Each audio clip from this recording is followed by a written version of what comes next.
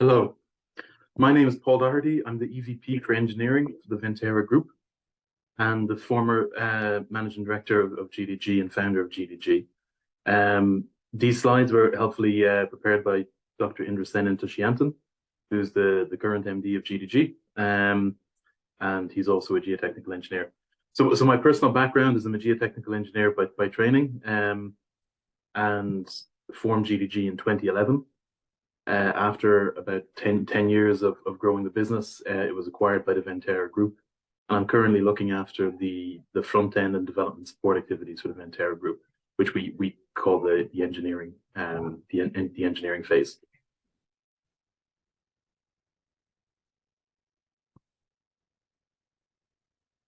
So a little bit about GDG first. GDG is an engineering consultancy focused on offshore wind and the renewable sector. Set up in 2011 in Dublin, in Ireland.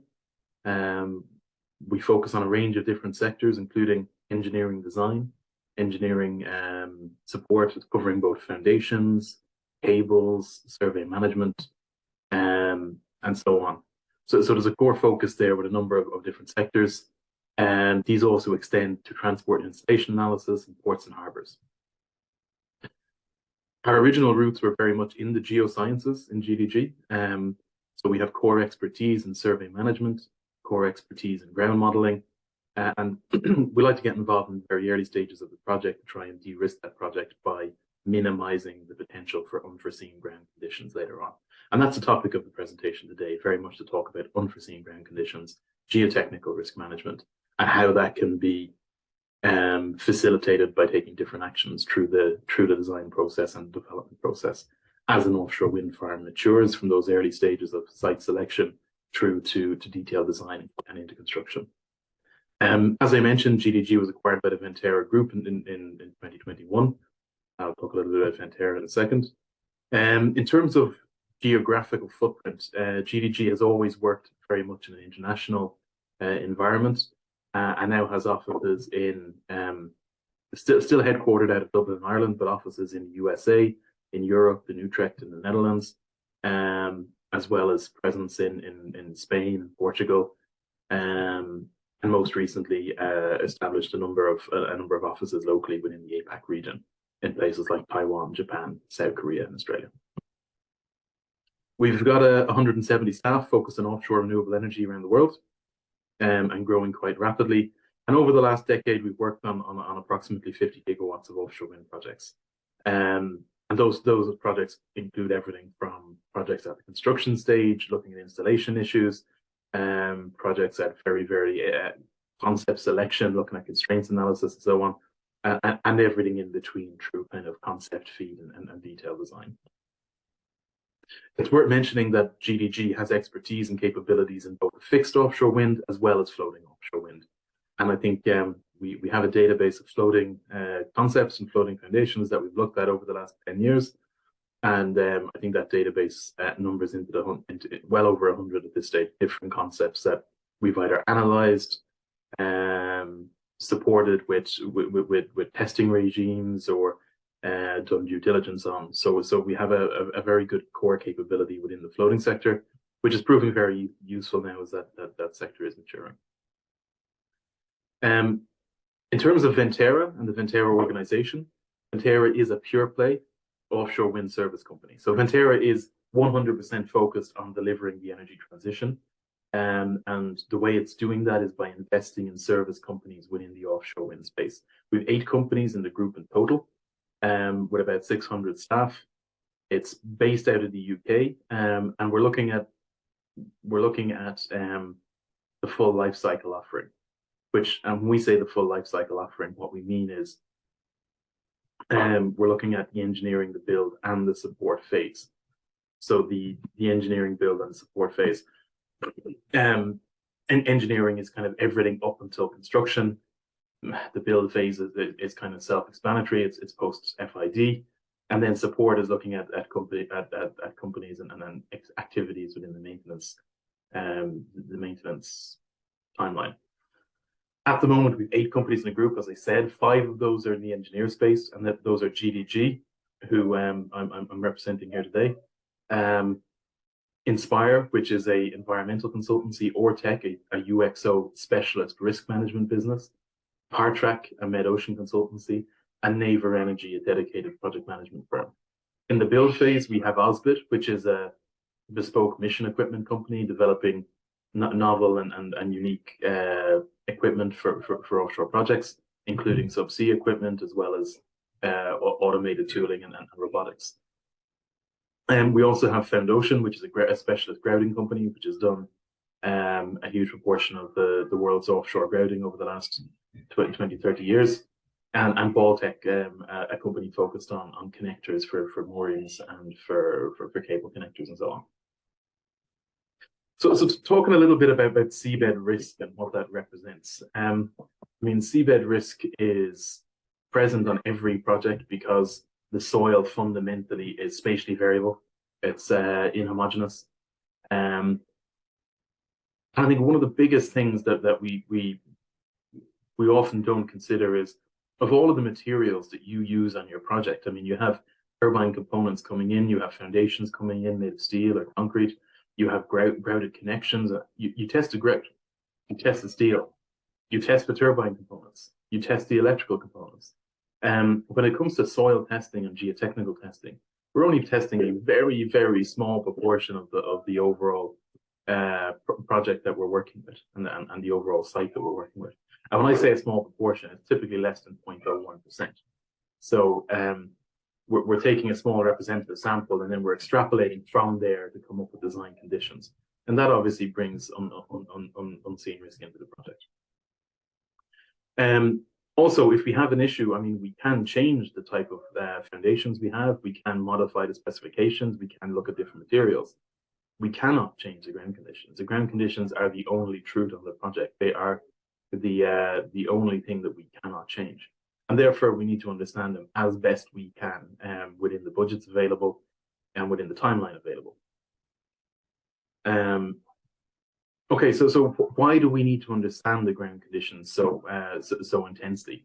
Well, it's a couple of reasons. I mean, first of all, as I said, it's naturally variable, it's inhomogeneous, but also there is a large number of geohazards that could be present on a site. And those geohazards include steep slopes, outcropping bedrock, shallow bedrock, potential for landslides, potential for shallow gas, all kinds of features and subsea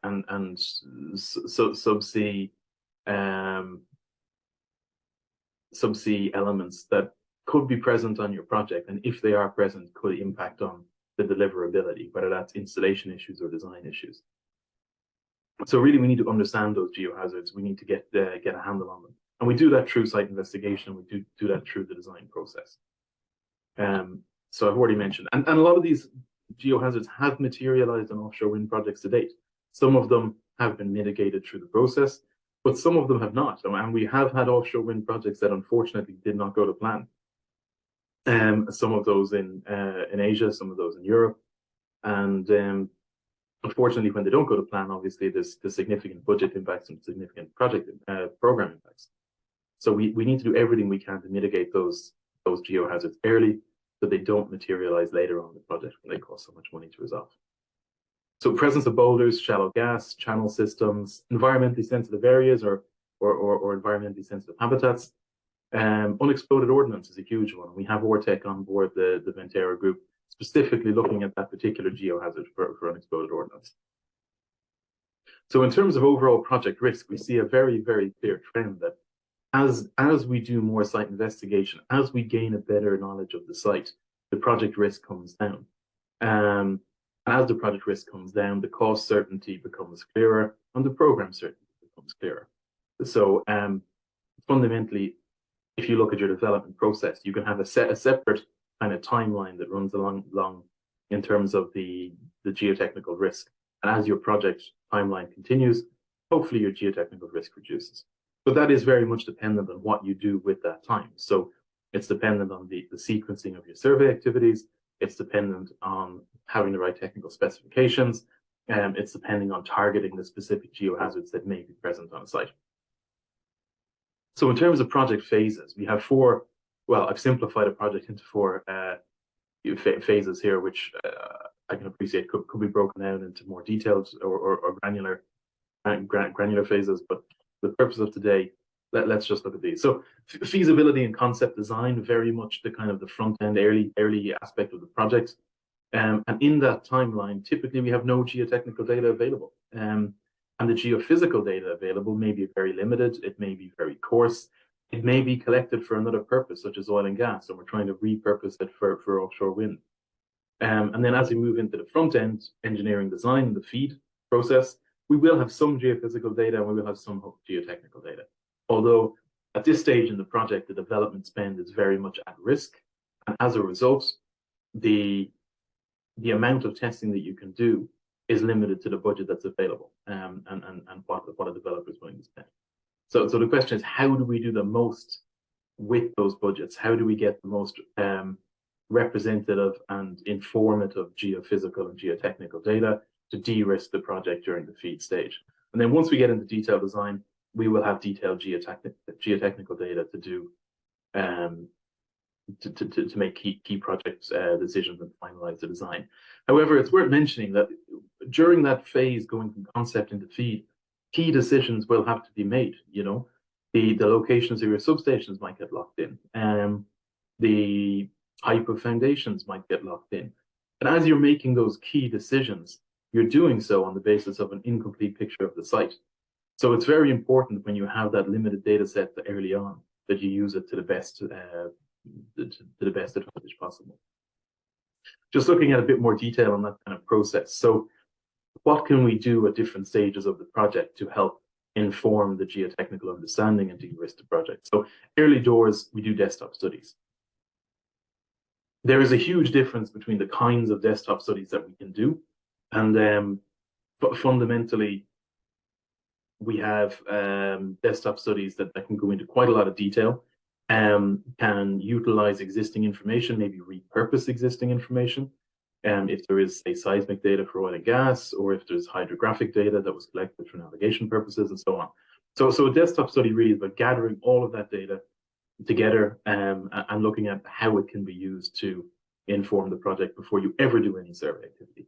The other reason for doing a desktop study is so that you can scope out your surveys appropriately. So the desktop study should inform the survey scoping. And then in terms of the surveys themselves, and obviously we start collecting geophysical and geotechnical data. We go offshore, we start to do surveys and we start to do testing. And then once we get that data back, we can start looking at the soil properties by doing advanced triaxial testing, shear strength testing, direct simple shears, and so on. So there's a whole range of geotechnical testing that we can do to understand the mechanical properties of the ground. And then that all helps us with site characterization and coming up with design parameters. And those design parameters inform the in situ design, the operational conditions, but they also inform the installation behavior, because we need to do pile drivability assessments, suction bucket installation assessments, cable burial risk assessments. All of these things are informed by the design parameters from the geotechnical site investigation. And then finally, we're looking at the installation behavior, as I mentioned. So just coming back to desktop studies. So this is very much associated with the planning phase, whereas stages 2 and 3 are very much kind of later on within the concept design. And during site surveys, seabed soils are subjected to in situ testing, and soil samples can be used for further characterizing using lab tests. Okay, so looking at survey management in particular, and survey management encompasses kind of the whole process from the desktop study through to collecting the site data. And I mean, the objective of good survey management is to ensure that we have good quality data that's fit for purpose at the end of the process. So the survey management covers a number of phases, from pre-mobilization, execution, and reporting. In pre-mobilization, we're really setting ourselves up for success. So what can we do before a survey starts to ensure that we're set up to get the best possible outcome? And that includes a few things. Having a survey strategy is a key aspect of that. Developing a good scope and technical specification, and selecting the right contractor with the right tools. All of this is done kind of pre-mobilization. During execution, then we move into both technical management of the contractor as well as contract administration. And this includes having eyes and ears offshore. It includes us sending our reps offshore. It includes gathering the right kind of data and in real time ensuring that the technical specification is being met. There's no point in getting data back onshore doing lab testing and then finding that the samples are too disturbed, that they're outside of specification. So it's really important that from the outset that we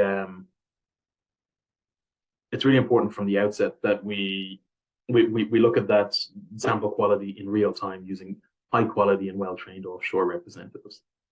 And then we move into the reporting phase and the deliverables, whether that's factual reporting or interpretive reporting. And then the interpretive reporting ultimately then is used to help inform the design process. So just coming back to kind of data types and data manipulation and data integration. So here we have an example of a seismic a slice through a seismic cross section of a site.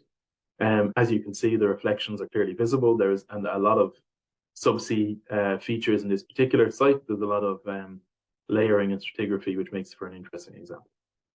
And then in isolation, I mean, the good thing about geophysical data, if I just skip back for a second, the good thing about geophysical data is it gives us a very good spatial continuous slice through the project.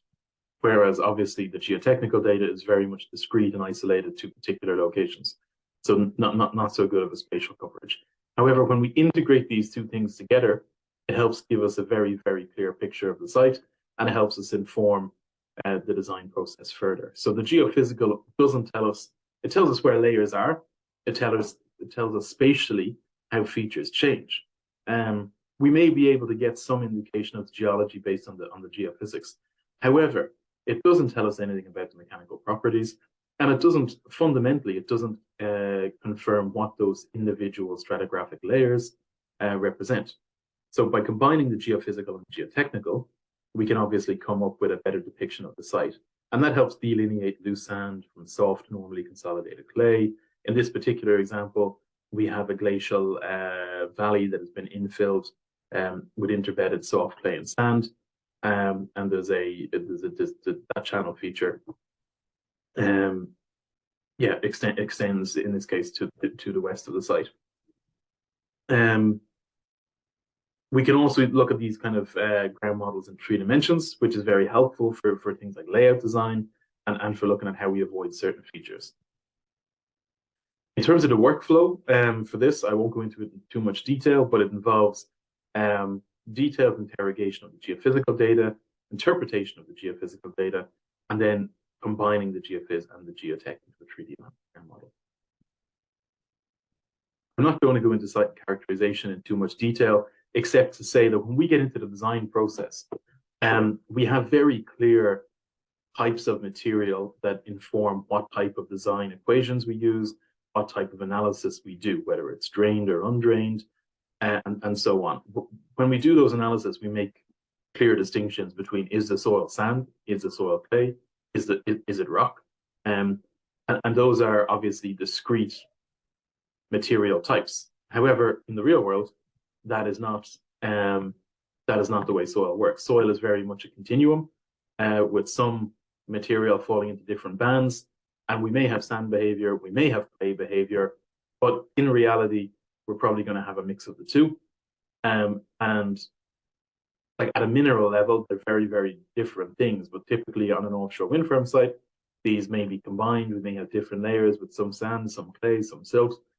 And the design process is all about how we interpret that to best effect and how we utilize that within design in order to de-risk those conditions. And the type of design parameters you choose may vary depending on what you're going to do. So for example, if you're doing a in situ design for your piling, you would take conservative parameters on the low end of the strength barrier because you don't want to overestimate the strength when you're considering the design. However, if you're looking at conservative parameters for installation, you would be looking at strengths on the high end. So we need to be very clear as to what we're trying to achieve when we pick design parameters and what we're going to use those parameters for. Increasingly, when we look at the foundation design process or even cable engineering process, we're getting more and more complex design tools, including numerical analysis and finite element analysis. When we get into those design tools and the numerical analysis, we often end up having to select design parameters that are perhaps more complex and require more complex testing. The accuracy of those design tools, if we go for a very, very complex or very numerically intensive design process, we need to be very, very sure it's based on the right kind of data. There's no point in using poor quality data in a complex model because it implies a degree of accuracy that perhaps isn't there.